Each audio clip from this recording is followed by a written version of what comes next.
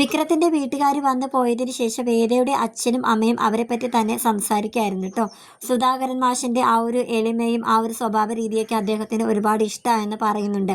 അത് മാത്രമല്ല 3 മരുമക്കളെ അദ്ദേഹം ഒരുപോലെ തന്നെയാണ് കാണുന്നത്. വേദ, നമ്മുടെ മകള് വേദ കൂട്ടത്തിൽ സമ്പന്ന കുടുംബത്തിൽ പെട്ടതായിട്ട് കൂടി ബാക്കി 2 മരുമക്കളെക്കാട്ടി മുൻഗണനയൊന്നും വേദയ്ക്ക് കൊടുക്കുന്നില്ല. അതുതന്നെയാണ് അദ്ദേഹത്തിന്റെ ആ ഒരു നന്മയുള്ള ഒരു മനുഷ്യത്വം എന്ന് പറയുന്നത്. പക്ഷേ എനിക്ക് മനസ്സിലാവാത്തത്, ഇത്രയും നല്ല ഒരു മനുഷ്യന്റെ മകനായിട്ട് വിക്രം പിറന്നിട്ട് എന്തുകൊണ്ട് വിക്രം ഈ ഒരു ജീവിത രീതി തിരഞ്ഞെടുത്തു, എന്തുകൊണ്ട് അവൻ ഇങ്ങനെ ഒരു ക്രിമിനൽ മൈൻഡായെന്നൊക്കെ അദ്ദേഹം സംസാരിക്കുകയായിരുന്നു കേട്ടോ. എന്നിട്ട് അദ്ദേഹം ഭാര്യയോട് ഇങ്ങനെ പറയുകയാണ്, വർഷങ്ങൾക്ക് മുമ്പ് എൻ്റെ കോടതിയുടെ പ്രതിക്കൂട്ടിൽ വിക്രം നിന്നത് എനിക്കിപ്പോഴും ഓർമ്മയുണ്ട്. അവൻ ഇനി നന്നാകുമോ, നമ്മുടെ വേദയ്ക്ക് നല്ല ഒരു ജീവിതം കിട്ടുമോ എന്നൊക്കെ ഇങ്ങനെ പറയുന്നുണ്ട് കേട്ടോ. എന്നാലും എനിക്ക് ഒരു കാര്യത്തിൽ സമാധാനമുണ്ട്, സന്തോഷമുണ്ട്. അവൾ ഒരു നല്ലൊരു കുടുംബത്തിലേക്കാണ് അവൾ പോയിരിക്കുന്നത് എന്ന് ഓർക്കുമ്പോൾ എന്ന് പറയാൻ കേട്ടോ. പിറ്റേ ദിവസം രാവിലെ വിക്രവും വേദിയും കുളിച്ചൊരുങ്ങി സീതാരാമന്റെ വിഗ്രഹത്തിന് മുന്നിൽ തൊഴുത് പ്രാർത്ഥിക്കാൻ കേട്ടോ. അങ്ങനെ തിരികൊടുത്ത് പ്രാർത്ഥിക്കാൻ ആ ഒരു സമയത്ത് മുത്തശ്ശിമാരെ ഇത് കണ്ടുകൊണ്ട് ഇങ്ങനെ നിൽക്കുകയാണ്. വേദയോട് വിക്രത്തിന്റെ മുത്തശ്ശി ഇങ്ങനെ പറയുന്നുണ്ട്, അതേ വേദമോളെ, ഞങ്ങൾക്ക് ഉടനെ തന്നെ ഒരു പേരുകുട്ടിയെ തരുമെന്ന് ഇങ്ങനെ ചോദിക്കാൻ കേട്ടോ. വേദയാണെങ്കിൽ ചെറിയൊരു നാണത്തോടുകൂടി എന്താ മുത്തശ്ശി ഇത്, നാണം കിടത്തല്ലേ എന്നൊക്കെ ഇങ്ങനെ പറഞ്ഞിരിക്കുകയാണ്. അങ്ങനെ അവർ 4 പേരും കൂടി ഇങ്ങനെ സംസാരിച്ചുകൊണ്ടിരിക്കുന്ന സമയത്ത് താഴ്ത്തുന്ന വർഷയുടെ ശബ്ദം കേട്ടിട്ട് താഴ്ത്തിട്ട് ഇറങ്ങി നോക്കുകയാണ്. അവർ എന്താ കാര്യമെന്ന് തിരക്കുമ്പോഴത്തേക്ക് ശ്രീകാന്ത് വർഷം കൂടി പറയുന്നുണ്ട്, ഇന്നലെ വേദയ്ക്ക് കൊടുക്കാനായിട്ട് അച്ഛൻ കരുതി വെച്ച സ്വർണ്ണങ്ങളെല്ലാം എൻ്റെ മുറിയിലാണ് സൂക്ഷിച്ചു വെച്ചിരുന്നത്. അതിലിപ്പോൾ നോക്കിയപ്പോഴത്തേക്ക് 4 വള കാണാനില്ല എന്നിങ്ങനെ പറയാൻ കേട്ടോ. അതിപ്പോൾ എവിടെ പോകാനാണെന്നിങ്ങനെ വിക്രത്തിൻ്റെ മുത്തശ്ശി ഇങ്ങനെ തിരക്കാൻ കേട്ടോ.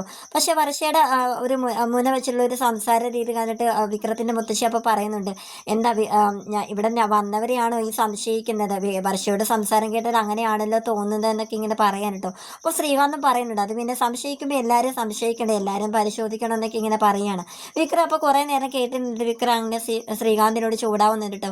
കുറേ നേരം നീ സംസാരിച്ച് തുടങ്ങിയിട്ട് ഞാൻ ഒന്നും മിണ്ടുന്നില്ല എന്ന് കേട്ടിട്ട് നീ പറഞ്ഞ് അതിര് കവിയരുത് ഇങ്ങനെ പറയാൻ കേട്ടോ. അങ്ങനെ ശ്രീകാന്ത് ആണെങ്കിലും എന്താ നിൻ്റെ അച്ഛന് ഭാഷയായതുകൊണ്ട് വളയൊന്നും എടുത്തുകൊണ്ട് പോകത്തില്ലെന്നാണ് അങ്ങനെ ഒരു സംസാരം കൂടി അവൻ്റെ വായിന്ന് വന്നു കേട്ടോ. ഉടനെ തന്നെ വിക്രം ആണെങ്കിലും ശ്രീകാന്തിനെ കയറി പിടിക്കുന്നുണ്ട്. വേദ അപ്പോഴത്തേക്കും വിക്രം നിർത്തുന്ന ഇങ്ങനെ പറയാൻ കേട്ടോ. ഉടനെ തന്നെ നമ്മുടെ വിക്രത്തിൻ്റെ മുത്തശ്ശി ഉടനെ തന്നെ അമ്മയുടെ അച്ഛമ്മ പറയുന്നുണ്ട്, അതെ സ്വർണ്ണമൊക്കെ എവിടെ പോകുന്നു എനിക്കറിയാം, എന്താ ആ കാണുന്ന ചെടിച്ചട്ടിയിൽ വള ഇരിപ്പുണ്ടെന്ന് ഇങ്ങനെ പറയാൻ കേട്ടോ. അങ്ങനെ എല്ലാവരും ആ ചെടിച്ചട്ടിയിലോട്ട് ഇങ്ങനെ സൂക്ഷിച്ചിങ്ങനെ നോക്കുകയാണ്. മുത്തശ്ശി ചെടിച്ചട്ടിയുടെ അവിടെ നിന്ന് സ്വർണ്ണം എടുത്തുകൊണ്ട് എല്ലാവരുടെ മുന്നിൽ കാണിക്കുന്നുണ്ട് കേട്ടോ. ഇതാണ് വർഷയുടെ ബാഗിലിരുന്ന സ്വർണ്ണമെന്ന് ഇങ്ങനെ കാണിച്ചിങ്ങനെ കൊടുക്കുകയാണ്.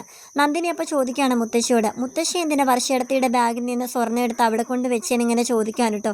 ഉടനെ തന്നെ നന്ദിനിയുടെ കർണക്കുറ്റി നോക്കി മുത്തശ്ശി ഒരു അടി കൊടുക്കുന്നുണ്ട്. എല്ലാവരും ഇങ്ങനെ സ്തംഭിച്ചിങ്ങനെ നോക്കുകയാണ് കേട്ടോ. നിനക്കൊന്നും അറിയില്ലെന്നിങ്ങനെ ചോദിക്കുകയാണ്. ഉടനെ തന്നെ നന്ദിനി വർഷയെ നോക്കുന്നുണ്ട്. മുത്തശ്ശി പറയാണ്, ഇന്നലെ വർഷ പറഞ്ഞിട്ട് നീ ശ്രീജയുടെ ബാഗിൽ കൊണ്ട് ഈ സ്വർണം കൊണ്ട് വെച്ചത് ഞാൻ കണ്ടിരുന്നു.